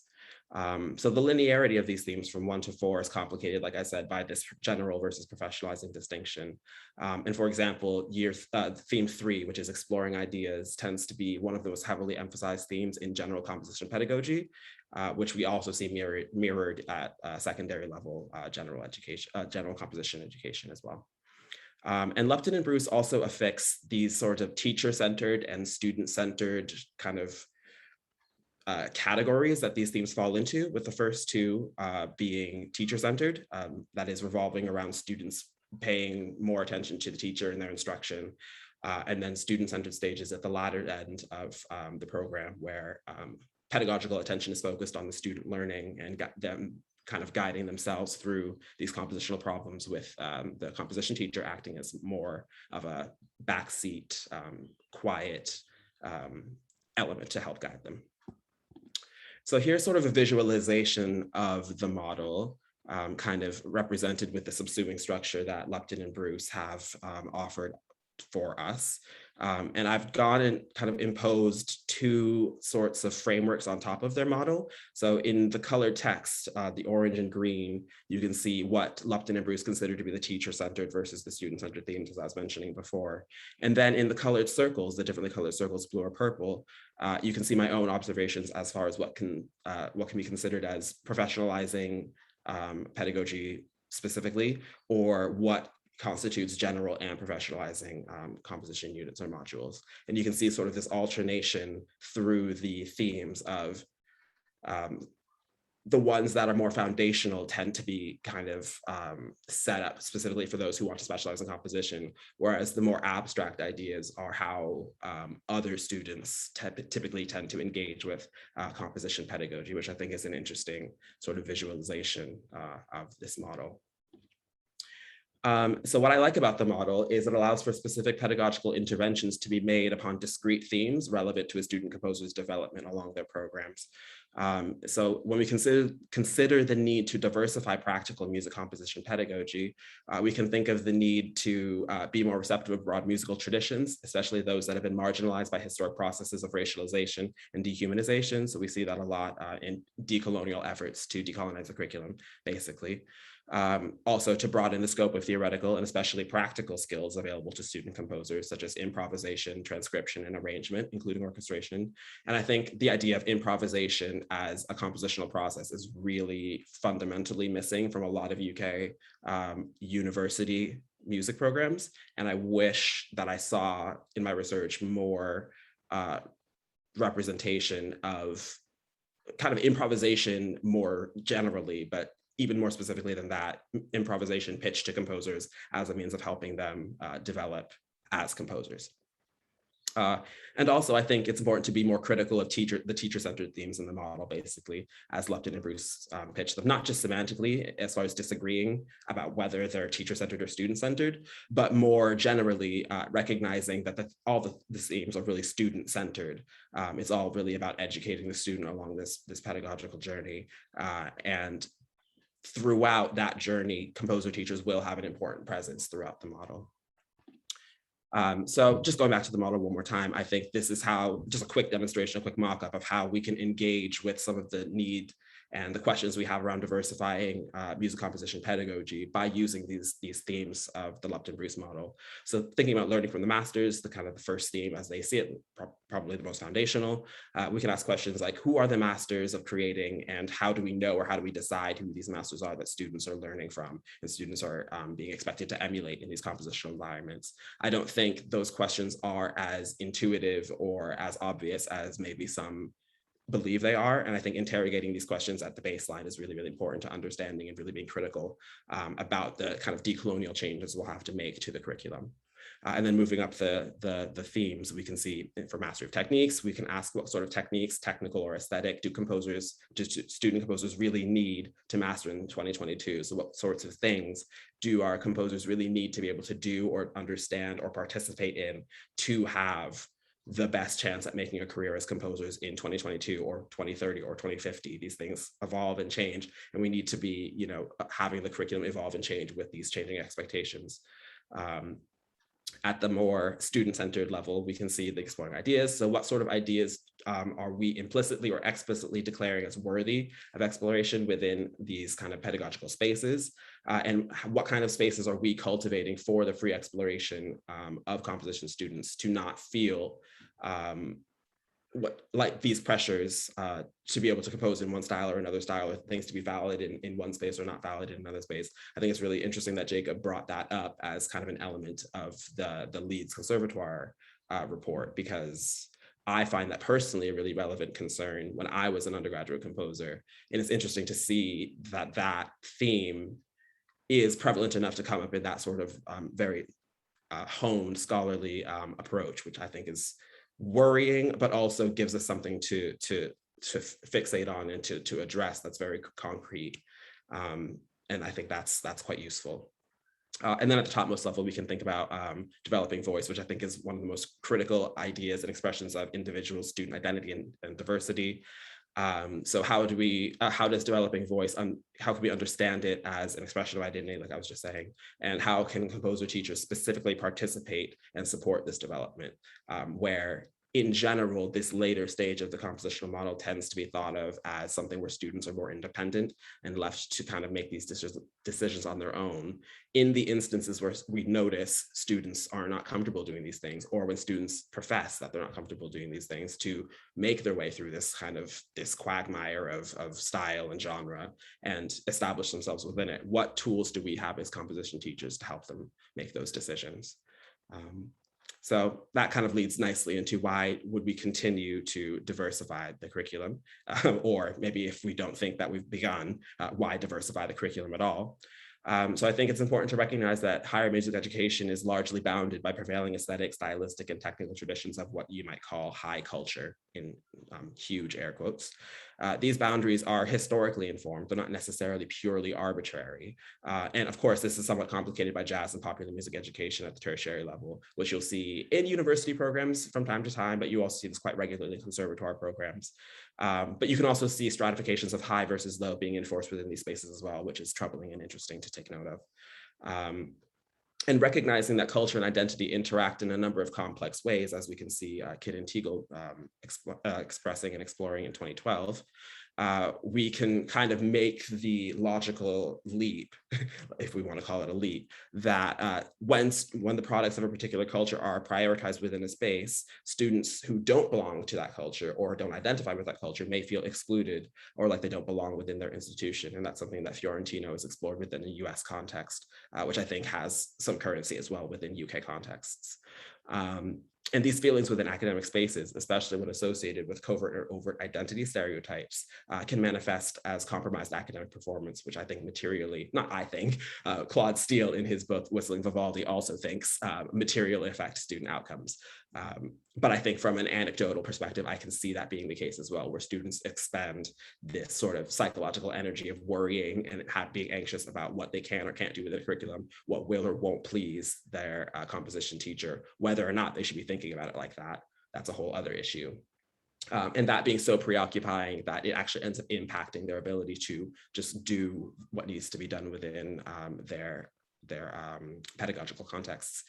And I think that's, again, a very troubling thing. And it happens a lot in these spaces that, again, either in explicit ways or in ways that are hard to understand or hard to put your finger on, signal to students that they don't belong in a particular space, or that their ideas or their perspectives are not necessarily designed to be kind of taken up and explored within these spaces. And there's a lot of work, and it's a relatively simple work in some ways that I think we can do as, I guess, PhD students, early career researchers, and academics within positions in their institutions. So I think what I'll call this crisis of persona, this obsession with what you can or can't do based on your identity and stereotypes about you or who you are, can affect creativity, and it restricts student exploration of ideas in order to pass more easily through academic spaces. So they might write in a style that they think is what their teacher wants to hear, simply because they don't want to deal with the kind of psychological, emotional process of having their ideas either not taken up in earnest or rejected outright. And there are obviously difficulties with that because, you know, members of staff have their expertises, and they will feel comfortable or won't feel comfortable engaging in kind of let's say teacherly conversations with their students from kind of a feigned perspective of knowledge or understanding. That's all fair, well and good. We've heard those sorts of feelings being expressed within the forum today, which I think those are absolutely valid emotions to have. But then we run into that issue of, where do students go? How do we cultivate these spaces for students to go to, or these individuals who have that capacity to sort of help these students navigate those sorts of issues and those crises. So as far as continuing the reasons of why we should diversify, I think that there exists a phenomenon where not all compositional traditions are pedagogically presented as compositional within Eurocentric curricula, but instead sort of find their place within musicology or ethnomusicology, or however you want to define kind of this kind of musicological historical space within music education. And an example of this sort of or what one musician represents as a misapplication of maybe compositional versus musicological scholarship is his work into the choir player Toumani Diabate, where when he was first experiencing his music, was experiencing him as a traditional musician who was an improviser. I mean, I shouldn't spoil the quote, but I don't think I have time to play the clip, so I'll just say what he says basically. He was pitched that Toumani Diabate engaged with the music that he was hearing in a specific way of improvisation, of calling upon traditional melodies and themes to improvise on as a traditional kind of griot style musician in the west of Africa. But what ends up actually happening in the way that he understands it is that Tumani Diabate goes through what you would understand as the traditional melodies, but then he actually builds very intricate and very closely replicated performances of that original tune or melody in ways that kind of transcend improvisation, because they don't carry that same spontaneity or that same level of difference, and then end up being in effect compositions. So for him, that completely transformed the way he understood and engaged with the music. And I think that's a really interesting revelation for him to have had.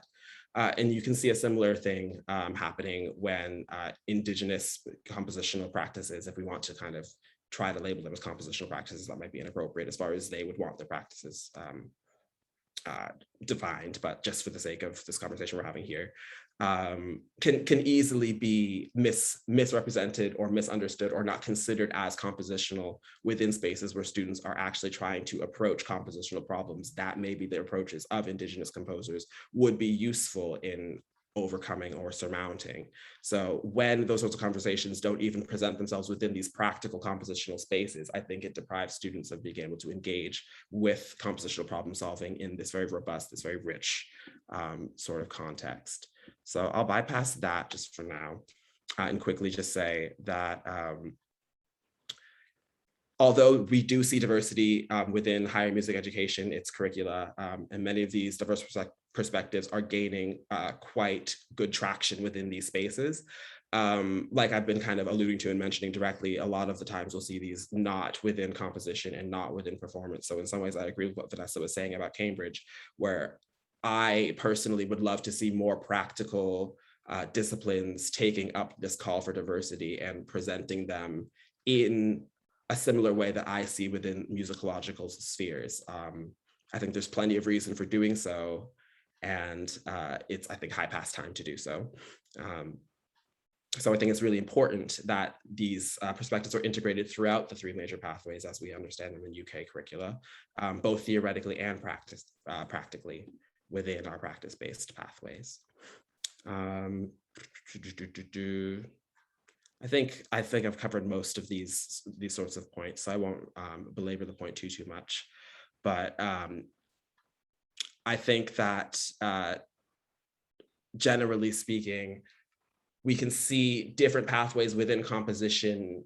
I'll call them specialities within composition pathways, engaging with these sorts of discussions, these issues of diversity and kind of vocational outcomes from the diversification of the curriculum differently. So I speak about kind of general and professionalizing composition pedagogies, but obviously in practice, we have more nuanced understanding. So we might have moving image specialities within composition, or we might have instrument vocal or studio specialities. So all of these engage with these discussions and conversations in different ways,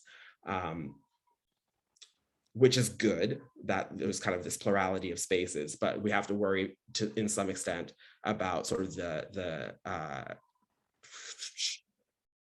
bureaucracy of students being able to access these as much diversity as actually exists within the curriculum. Sometimes I feel like the structures of how students choose units and choose courses can sort of betray the amount of diversity that is actually present within staff specialities and staff expertise.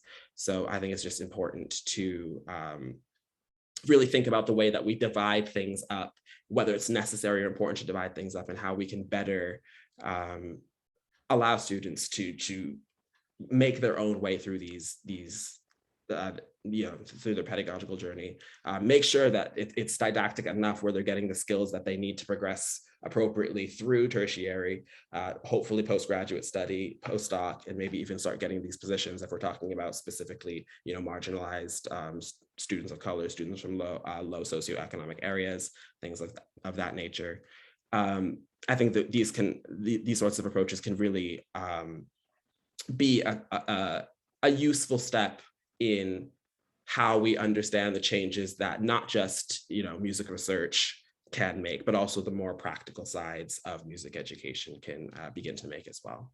So that's all I have for you today. Thank you so much for listening, and I hope it was useful to you in some way. Thank you, Adriel, and right on time. And I want to see those videos. Yeah. They're freely available on YouTube. One was just a clip of Derek Derek Ripper doing a TED Talk about Tumani Diabate's music. He's great. You can watch his videos on YouTube. He's great. And the second one was about this composer, Nari Soul, who does a lot of explorations into different genres that she doesn't have much experience in at the forefront, and she kind of dives in headfirst to immerse herself in it and to see how it can inform her own classical compositional practice. So I think it's a really interesting case study of someone who knows they want to be a classical composer, doesn't necessarily want to leave that space, but still wants to engage with other compositional traditions in order to inform not just her aesthetic, but her problem-solving approach to composition. So both very interesting watches, both very interesting people, but unfortunately not enough time. Thank you. So I mean, I have, as usual, many questions and things to say, but I wonder if there's anybody else that has something that they would like to say first.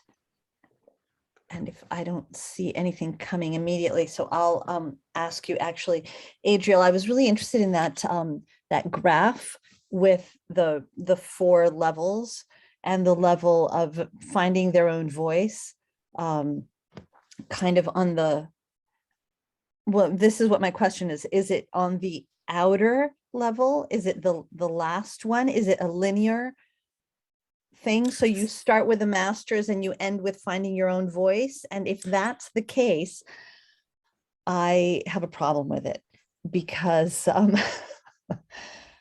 because I mean, I remember my own as a graduate student, when I left, I studied to be a singer first before, doing a PhD and moving into that kind of work. But I remember that finding my own voice took me years after I had left graduate school, because I had to kind of unpack all the layers of stuff that I had kind of put on top to perform to my teachers, to sound the way they wanted me to sound. And so I wonder if a more useful way of organizing it would be where it's not linear like that, but actually an interweaving between all those elements, where because obviously you can find your own voice with techniques from the masters, which masters, and there but that having that palette of information. And so I just wanted to ask you a little bit about that, if you could. Definitely. So I think the first thing I'll say is that Lupton and Bruce, although they number it 1 to 4, I think they're very explicit about trying to not represent it as a linear process along the pedagogical journey, where you start with learning from the masters, quote unquote, emulating specific composers and sort of compositional decisions that they made in their forms and their kind of their vernacular. And then moving out to this process where you move then to mastery of techniques, and then to learning to explore ideas in a compositional space, and then to a process where suddenly you've developed your voice.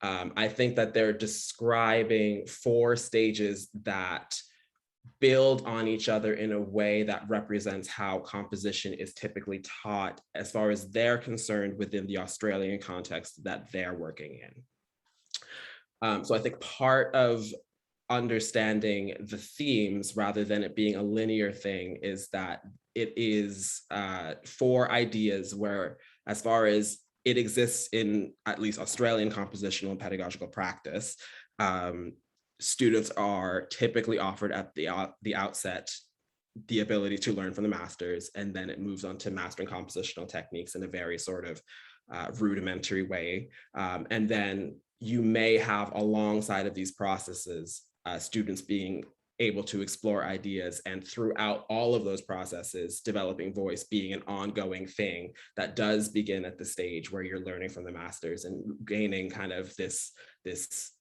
understanding and this literacy of compositional rhetoric from other composers, historically speaking. That may speak to you in a particular way, and that may help you along the journey of developing voice. So that can occur at any stage of the learning process. But they think, as far as they understand the practice of composition pedagogy, that that process is still catalyzed in some way by students beginning to be exposed exposed to other musicians, perhaps like, you know, your stock sort of composers, but perhaps just whatever music and musicians that they tended to listen to before they entered sort of formal music education, and gaining sort of understanding and learning from those masters. So it's not necessarily, I hope, as far as how they pitch it, the compositional masters that we expect from, let's say, the 18th and 19th centuries that we primarily focus on. I think it can be quite a broad understanding as far as the possibility. I think they were quite concerned with the reality of the educational process in Australia around the 2010s, which I think has this very interesting sort of middle ground between how composition is taught in the US a lot and how composition is taught in the UK. It's not like a perfect synergy of the two, but I think Australian compositional literature, which there is a surprising amount of actually for undergraduate composition pedagogy, lays out a situation where I think the structures of the institutions, the way that the curricula are put together, and the pedagogy that happens within the degree programs tends to kind of have this really interesting hybrid between the two.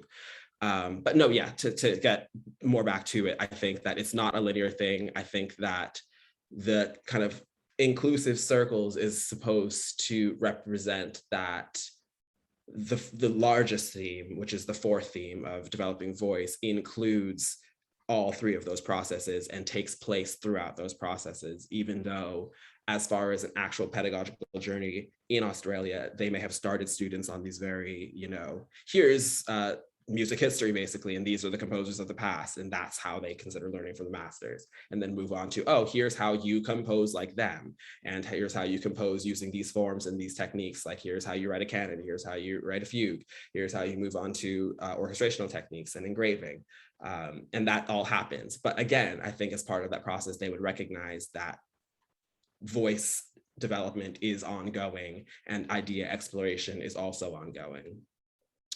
So it's the problem of lists, is they feel linear when they don't necessarily intend to be. Yeah, thank you. I wonder if anybody else has any questions or comments. Oh, great, Elizabeth, thank you. Great, thank you so much for that presentation. I'm a PhD student researching secondary music education, so that interminable gap between secondary and tertiary music education is particularly problematic, I agree. I guess two comments rather than questions, but I'm sure we'll have things to respond to them. Just off the back of that conversation about that model, it's really struck me in that gap between secondary and tertiary teaching of music composition, how a lot of the existing literature on teaching composition in a secondary context is about teachers' lack of confidence, the fact that there is no learning from masters or mastering particular techniques very often. You might get a little bit at A level, but it's just kind of like, oh, here's Sibelius, learn how to use the software, put some notes on the page, and if you're lucky, you might kind of develop some ideas. Almost the masters are the hoops that you're jumping through for the sake of the exam board. And I do wonder whether that leads to a significant drop-off in kind of who feels that they can and can't engage in composition at university. Like certainly I really enjoyed composition at school, didn't make it through all the hoops that the exam board set, and then got to university and was like, no, you know, composition is clearly not for me. Although I very much enjoyed engaging with the masters, as is still required in Cambridge Part 1A, 1B. Sorry, so that was the first thing. And then the second thing, I was really fascinated by your concept, I think, of crisis of persona. I look forward to reading that chapter that you've written. Mine research is in musical vulnerability, and so that really rang true with me, this idea of the way in which our musical identity or our musical voice is so deep-seated that we often make a lot of sacrifices in order to avoid other people, or even the perception of other people, or kind of larger institutions criticizing our musical selves. So thank you. I look forward to reading it. Well, hopefully it'll be out soon. We'll see how that goes. But as far as your first point, I really do think there is a significant drop off as far as interest in composition between the secondary and tertiary level, which I find extremely troubling, and something that I think that tertiary institutions need to recognize, be aware of, and see how they can coax interested individuals back onto the composition train. Because I think, I don't want to say this with complete conviction, but I think once you get to the tertiary level, I think that those sorts of barriers and those hoops that you have to jump through get much larger. They're still there, right? I think depending on your institution, depending on your tutor, those hoops don't necessarily go away completely, but I think they open quite a lot. Aesthetically speaking, I think that there are still some various issues, such as the ones that I brought up in the presentation, where other traditions outside of, you know, the ones that we associate with composition either don't feature within the pedagogy or are mentioned as something that you can do in musicology or ethnomusicology or history. And we don't really take it up as practical composers, which I think is not great. But I think there is something to be said about first-year composition courses that tend to be general versus professionalizing, where you have students of the entire body who are engaging in composition again, with hopefully fewer hoops to actually jump through, because they're not trying to get a mark specifically that helps them get into university. It's more of a first year, might even count for 0% of your ultimate weighting sort of scenario at the end of the day. So I think that there's something to be said for a greater inclusion of these sort of general composition courses at the first year, and tailoring them specifically to these sorts of concerns of bringing students back into the compositional fore. So hopefully in my work that I can sort of convince people that that's an important thing, because I think that so many students would benefit from composition, and many of them would go on to be very good composers if they chose to, or if they had that support system that told them that they could do that. Yes, Paul. Thank you. This is fascinating what you've been discussing. I'm also interested in another distinction which can happen with composition courses at first year level, especially between those which I would call sort of free creative composition courses, which is encouraging people to follow their creative voices and explore sometimes improvisation, with improvisation, extemporization around ideas that way.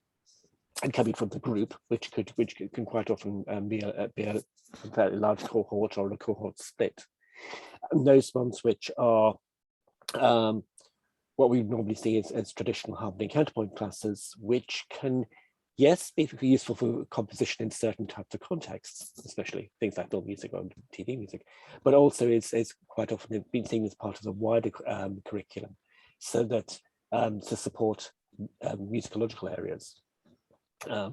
So I think that this is quite interesting, your description, because it tends to sometimes confuse how us as composers would want to teach those type of courses. And I wondered what you thought.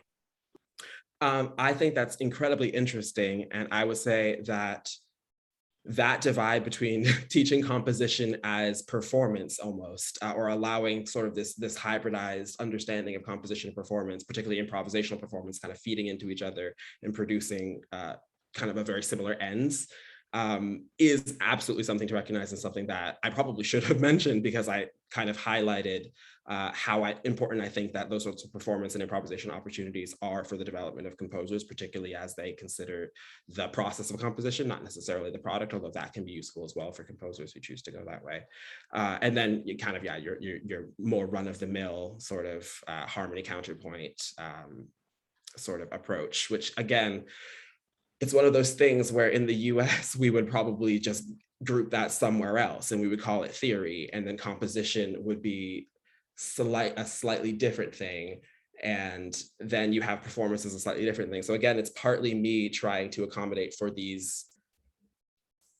all these different models that you really actually have in practice of composition, where you try to generalize, but even in the UK, even in England, you have so many different variations and you can only generalize so far, which is why I think it's really interesting to be conducting case studies on composition programs, because I really do get to find out these intricacies of, oh, actually, composition as performance is really, really important in this space, and this is how they choose to implement it, and this is how it's integrated throughout the entire curriculum. This is how it integrates with other students on other pathways.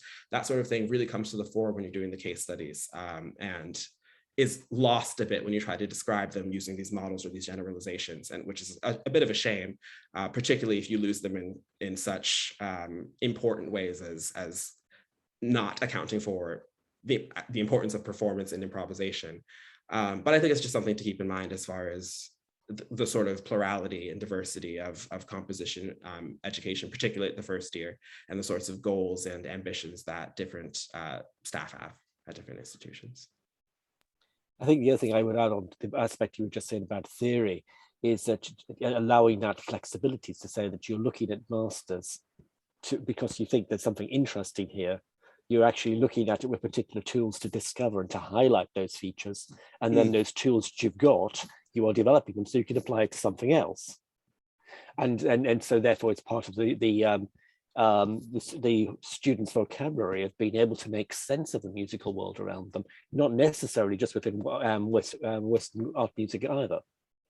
Absolutely. And you know, there's something valuable to said in misapplying Western tools to another tradition from somewhere else.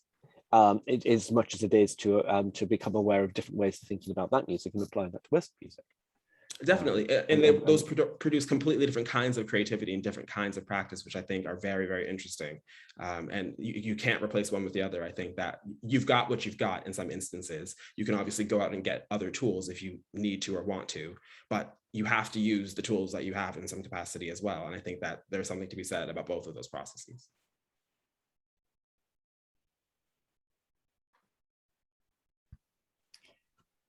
Thank you. Yeah, as you were just talking about that, I was thinking about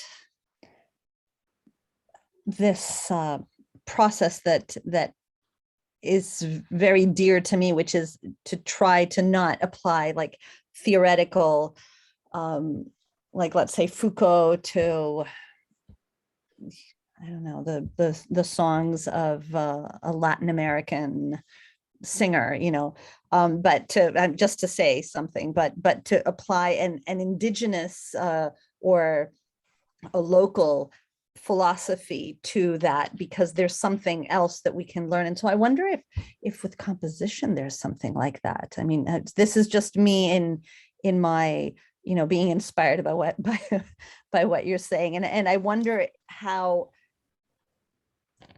much we go also in the opposite way. Like, how would we take, let's say, the theory of rhythmic modes from the maqam, and then put it onto an analysis of Western music? Like, that would be really interesting. Like, does anybody ever do that? Do we do that as compositional devices? I would say yes, there are composers that do that. With certain compositional traditions, you have to be careful that you're not borrowing something that doesn't want to be borrowed. So I think in some instances, there is a bit of cultural competence you have to have before you go to just kind of draw upon whatever cultures you want to compositionally and call it a done deal. But I think that absolutely does happen. I think that it's encouraged in some capacities, just based on what I see as a growing interest in diversity within composition.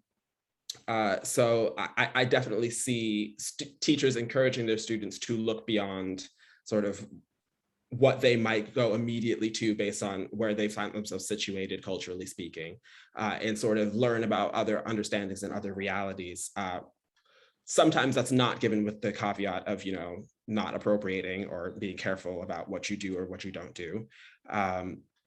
But also what you said reminds me of it, like immediately made me think of kind of this distinction between like George Gershwin, for example, and William Grant Still, like where you have kind of the bastion of kind of an Afro-symphonic sound, not being an African-American composer.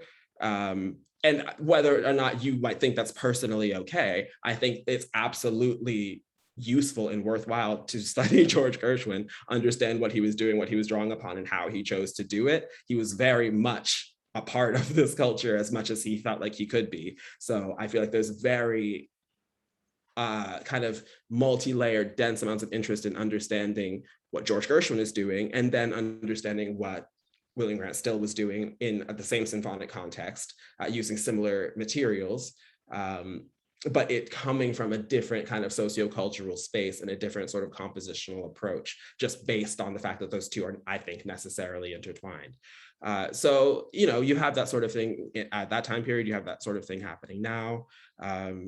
It does cause controversy in some instances. I think that it's not always done in the best way, particularly when it's done as a caricature or something to convey some sort of stereotype or some sort of essentialism about the culture that you're drawing from. But I think done with consideration, and particularly done with, you know, the kind of a forethought and competence that one would expect, hopefully, of professional musicians, that there can be some very interesting and useful results produced in that sort of transitional or polystylistic space.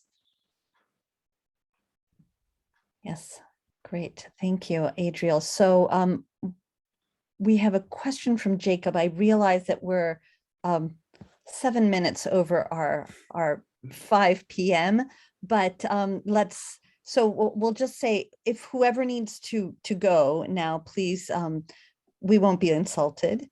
But we are keen on continuing the conversation. So let's continue with those that can stay for a little bit longer, and then I want to also thank all the speakers. So yes, Jacob. Thanks. I'm really sorry for keeping everybody. Hopefully everybody wants to be here and doesn't just feel like they have to kind of like keep up appearances so that I'm not left on my own asking my question into the ether. Thanks a lot, Adriel. That was great. And I'm almost like wanting to go back to the question that Vanessa asked right at the beginning, I feel, which is about this, the sort of onion diagram that you had, and the relationship between voice and mastery, and just wondering how you can develop voice without a kind of pre-existing concept of what constitutes mastery. So if you're studying the masters, sort of presupposes an idea that you can identify who those masters are, or at least that somebody else can on your behalf. And therefore those people must exhibit certain kind of qualities, certain kinds of, well, I suppose like they must have certain voices which conform to expectations about what mastery is.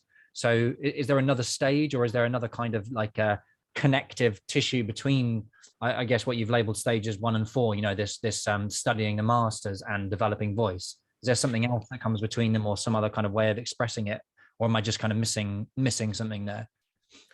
I would say not as far as they envision it. I think that they probably don't see them as discreetly as the kind of onion diagram would lay them out. I would think that they don't view them in a way where you can't do one of the themes before the other, or you can't already have developed in one of the themes that you would be expected to develop within tertiary education at a prior point along your educational journey. I think it's important to recognize that there is, particularly in the UK, a very robust secondary level education process that composers, even if they don't know that they want to be composers at that time, will go through. And there's kind of a different model of how that goes in the sorts of pedagogical decisions that are made there or not made there. But yeah, I would say it's best to not think of the themes linearly or as a progression from one to the next.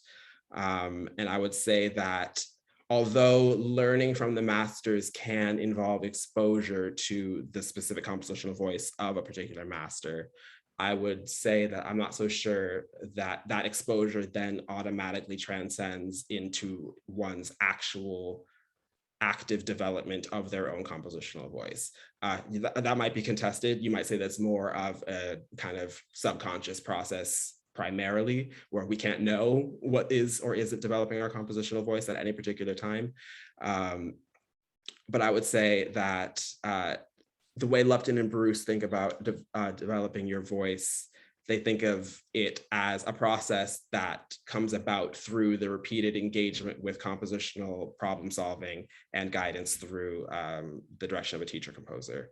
So insofar as those sorts of things happen earlier along in the pedagogical journey of the student, I would say, yeah, absolutely.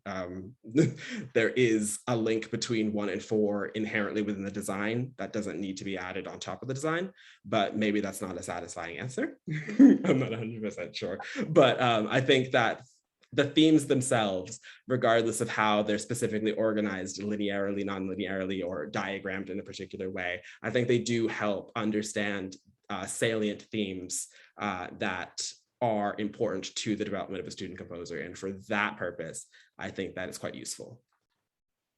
Yeah, for sure. I suppose the kind of interest that I've got is coming at it from that initial problem that we have of trying to get a more, well, amongst other things, a more diverse range of things being taught within the curriculum for a more diverse cohort of students and stuff. And that if you accept sort of a truism that no one person can know everything about everything, ultimately then the role of anyone working in an education or academic position is to kind of act as a conduit for other people to figure out things along with them in collaboration. And so then it follows that one of the major issues is establishing criteria for mastery, or establishing criteria for knowing that you have identified your voice or whatever it might be, that almost kind of like almost kind of underlie any of what's going on there, and to study masters, it presupposes then that you must have established some criteria, or somebody must have established them on your behalf, I suppose. Yeah, I think that's a really important question to ask about the learning from the master's stage, is at what point or who or how are these masters being chosen, why, and what implications does that have for student development? I was going to say something very interesting that I can no longer remember what it was, so maybe it wasn't that interesting. But yeah, I think that, yeah, as far as the model goes, it has its limitations, but it does help as far as the salience of understanding the pedagogical journey. And I think that there is something to be said about some of the pre-existing questions of like where the masters come from and how we can broaden that out, and what that would look like as far as how it would change the model, or how it would change our understanding of this journey that students are on. But unfortunately, that was not one of their concerns, but it is one of mine. So that's something that I will have to hopefully investigate myself, or others who are interested as well in the future. Paul, you had one more. Yes, it was just whether we do need to have a. I have mixed reactions to the master's issue, because my feeling is that a lot of this can be led by the students themselves. It depends. It largely depends upon if you're talking about groups, or it depends about efficiency of scale. Well, you're talking about one-to-one situations, or you're talking about a whole class, and whether you can split it up. And that becomes an issue. But I think a lot of this can actually come from the students themselves, from what they want to investigate, because it's giving them a way of being able to find out how that music works, so that they can understand it for themselves, to appreciate, to perform it, or to compose it. That would compose like that. But I think then there's the other side about this, which is where it comes useful to students to actually teach them about music that they don't know very much about. And you don't want to completely restrict your students so much that that they just come with a narrow view and then they leave with a narrow view. You may want to do that. I've never wanted to. I think what's interesting about that is there's a sort of a third space that goes sort of unspoken about. So there's this space where students have their own intuition and their interests follow therefrom. And then we don't want students to only follow their interests. We want to expose them to things that they don't know. So their teachers or their tutors will expose them to what the teachers or the tutors know. But then there's that massive third space where it's things that neither of them know, right? And well, I think there's something that's very important. Yeah, there's something very important about how we teach students to enter into that space, because they'll often have to do it without us. So there is a lot of anxiety for students, whether or not it's justified anxiety. One might say, you might say it's a bit irrational to be this anxious, but I think a lot of students are particularly anxious about feeling licensed or feeling empowered to write the music they want to write. As much as we say, write the music you want to write, it's very important that you follow your own compositional voice. It doesn't always pan out like that in practice. So I think we have to wonder at that initial stage where we're exposing them to these are the paragons of composition, of musical creativity, of musical creation. Who are we showing and why are we showing it? There are obviously good reasons to be showing the composers that we're showing right now, generally speaking, because they've made, you know, absolutely indelible contributions to the compositional tradition, various compositional traditions, let's say. But if we broaden our understanding of what constitutes composition, which I think is one slight aspect, maybe I could have gone into a bit more, we arrive at a whole bunch of other musicians who have made musical creations who we can also consider compositionally, so to speak. And we just need to make sure that that's also part of the pedagogical process, I guess is what I'm saying. I think that if we think that composition is only also that we can have a score of, then we have a major problem. Yes, exactly.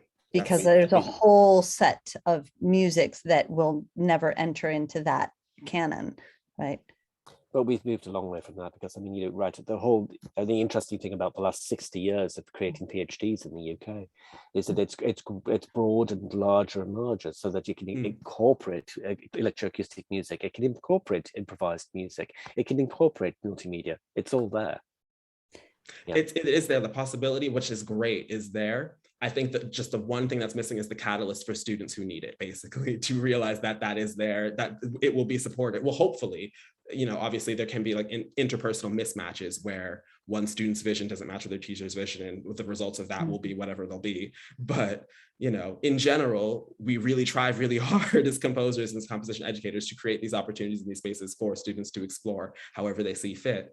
They just don't necessarily see it that way all the time. There's something in between that's obscuring their vision, or maybe there's something that we're not seeing from our perspective that is clear as day for the students. So it's just really important to open up this dialogue, to ask these questions, and to, especially when you have a particular student, recognize what's going on and see what we can do to sort of address it. Well, I think we could stay here speaking for a lot longer, but we will not.